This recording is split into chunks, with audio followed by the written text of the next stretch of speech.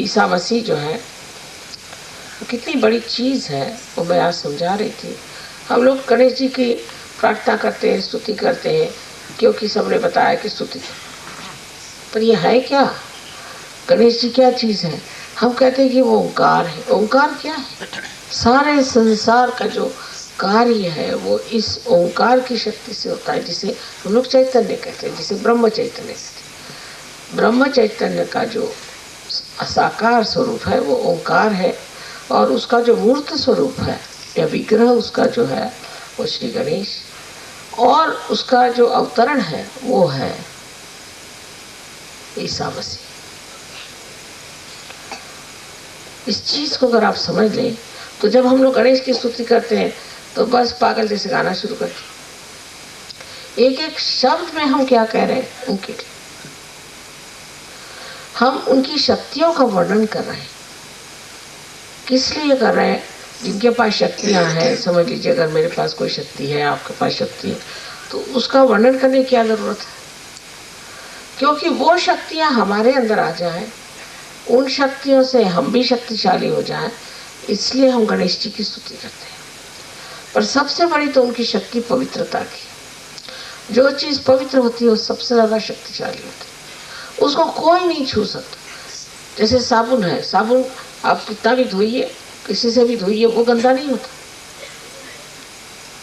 एक बार साबुन भी गंदा हो सकता है, पर ये ओंकार पवित्र, शुद्ध और अनंत की वस्तु है, या अनंत का कार्य करने वाली शक्ति है।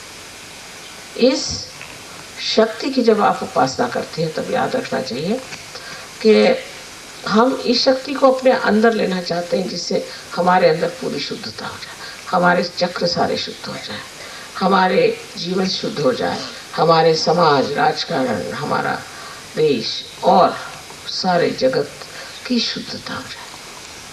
और उस शुद्धता में ही आनंद है। जब कोई शुद्ध चीज़ हो जाती, जैसे आप नहा धो करके और साफ कपड़े पहन लें तो बड़ा अच्छा लगता है। पर जब पूरा ही आपका जीवन इस ओंकार से स्वच्छ हो जाता है, तब इसे हम आत्मानंद कहते हैं, वो होता, वो मिलता है।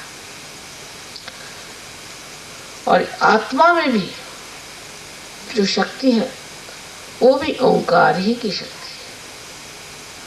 लेकिन ओंकार हमको समझते नहीं है क्या चीज़ है। ये कह दिया कि वो है और अर्धमात्रा है, ये कहने से हम समझ नहीं पाते कि ये चीज़ क्या है। और ये चार शक्तियाँ चतवारी श्री गणेश की हैं, उन्हीं का प्रादुर्भाव आप पाते हैं ईसा मसीह के जीवन में।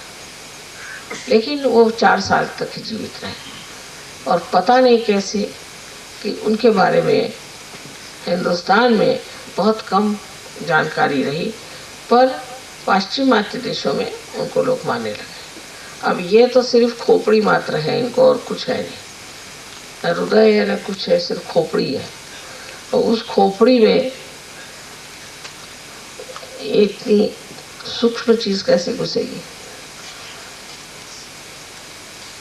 इस सूक्ष्म चीज को समझने के लिए मनुष्य की जो बुद्धि है उसमें मेधा जागृत होनी चाहिए, माने उसके अंदर वो संवेदन शक्ति आनी चाहिए जिसमें वो प्रकाश के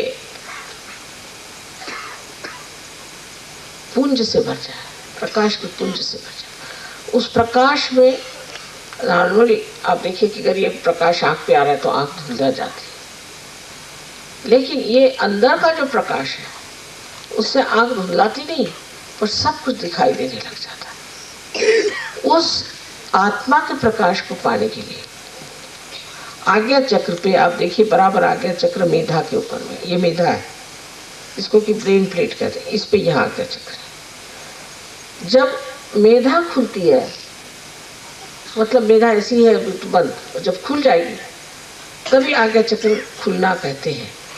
और जब इसके अंदर से कुंडलिनी ऊपर आती है और जब वो मेधा के ऊपरी हिस्से में छा जाती है तो मनुष्य की बुद्धि में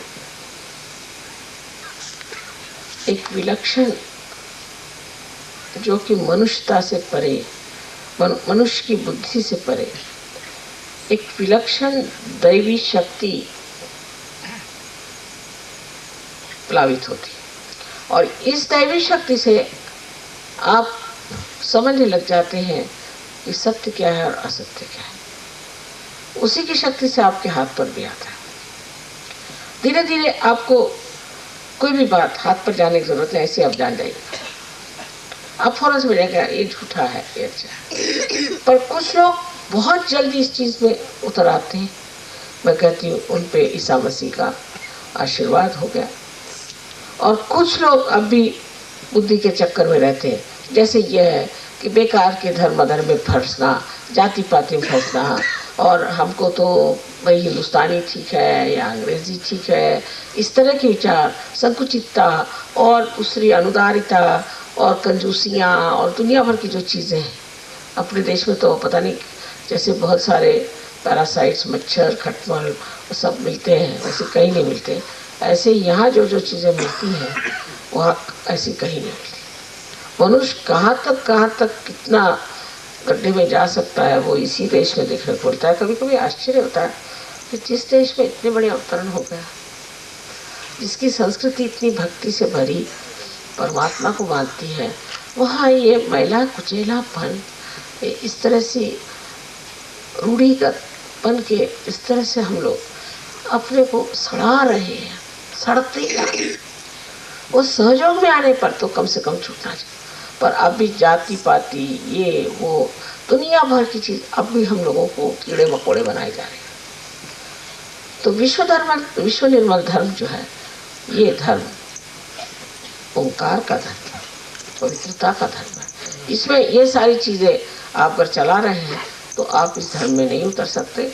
और बाह्यता आप कितना भी कहें कि हाँ भाई हम तो माता जी की पूजा करते हैं, फोटो लगाते हैं और हम उनको मानते हैं, तो उससे कुछ आपको फायदा नहीं हो सकता है और न दुनिया को फायदा हो सकता है आपसे। ये तो ऐसा ही है कि कोई दिया कहे कि हाँ साहब में तो प्रकाश है और मैं सबको प्रकाश दे रहा हूँ, तो कहेंगे जनाब कहाँ है आपका प्रकाश, दिखाइए। तो अपने को हम ठगी कर रहे हैं। तो सहयोग में जो लोग आए उनको पहले पूरी तरह से विश्वास कर लेना चाहिए कि नहीं, अब हम अपने को ठगने वाले नहीं, इस चीज को हम पूरी तरह से छोड़ करके सहयोग में पूरी तरह से उतरने वाले, तभी आपको इसका फायदा हो। अब हमने देखा जो आधे अधूरे लोग होते हैं उनको क्या होता है, हो सकता है कि कभी कभी किसी गुरुओं के पास जाने से भी कभी कभी आप पे तकलीफ हो जाए, या किसी गलत लोगों के संगति में जाने से भी आपको तकलीफ हो जाए। क्योंकि आज जो हमारा जमाना आ गया है, इस जमाने को हम कृत युग कहते हैं, कि जहाँ पर कि ये ब्रह्म चैतन्य कार्यान्वित हो गया, ये कार्य कर। अब आप न तो खुद को ठग सकते हैं और नहीं अब मुझको ठग सकते। जिसने ठगी का रास्ता लिया उसको उसका फल मिल गया। एक साहब आके कहने लगे कि माँ मैं ध्यान करता हूँ तो मेरा इतना मुंह बड़ा होते जा रहा है। मैंने कहा अच्छा कैसे होता है? कहने हनुमान जी के जैसे। तो मैंने कहा बहुत अच्छा तुम हनुमान हो रहे। नहीं माँ कुछ तो मुझे घबराहट हो रही, मेरा मुंह फट जाएगा। आप तंबाकू खाते हैं ना? ये बात तो है। मैंने फिर तंबाकू ही खाओ, काय को ध्यान करते? तंबाकू भी खाएंगे और ध्यान भी करेंगे तो मुंह तो ऐसे बढ़ने हुए।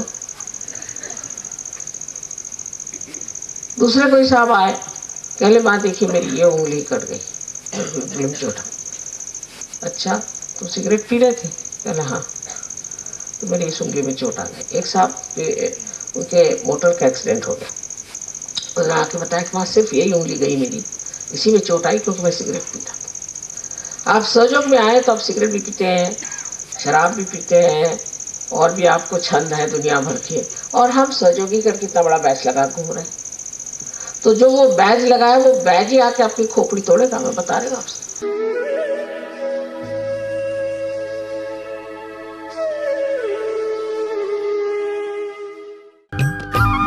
सब्सक्राइब कीजिए कुंडलिनी जागरण को और प्रेस कीजिए बेल आइकन को, जिससे कि आपको मिल सके हमारी लेटेस्ट वीडियो सबसे पहले।